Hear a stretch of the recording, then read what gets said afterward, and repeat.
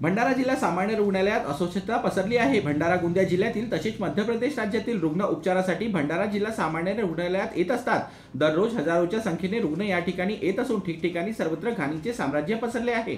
रुग्ण उपचारासाठी रुग्णालयात येत असतात, मात्र रुग्णालयात पसरलेल्या घाणीमुळे रुग्णांची प्रकृती आणखी बिघडण्याची शक्यता नाकारता येत नाही। तर रुग्णांचे नातेवाईक वरांड्यात आपला मुक्काम थाटत असून त्यांना सुद्धा दुर्गंधीचा वास घ्यावा लागतो। त्यामुळे स्वच्छतेवर लाखो रुपये खर्च होताना स्वच्छता का होत नाही असा प्रश्न उपस्थित केला जात आहे।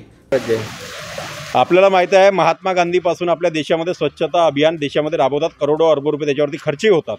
आपल्या देशाचे प्रधानमंत्री असतील, राज्याचे मुख्यमंत्री असतील, परंतु भंडाऱ्याच्या सामान्य रुग्णालयाची जर अवस्था पाहिला, आजही तुम्ही वार्ड नंबर 9 मध्ये जर बघितलं तर तिथं आजही दुर्गंधी येते।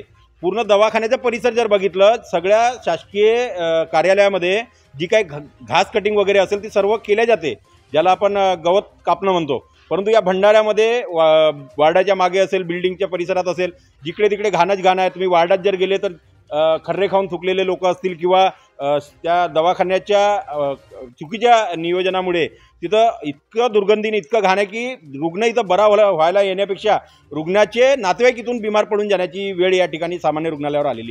जीबी न्यूजचे प्रत्येक अपडेट मिळवून घेण्यासाठी तुम्ही आमच्या चॅनलला लाईक करा, सबस्क्राइब करा आणि शेअर करा। तसेच बेल आयकॉनला सुद्धा प्रेस करा।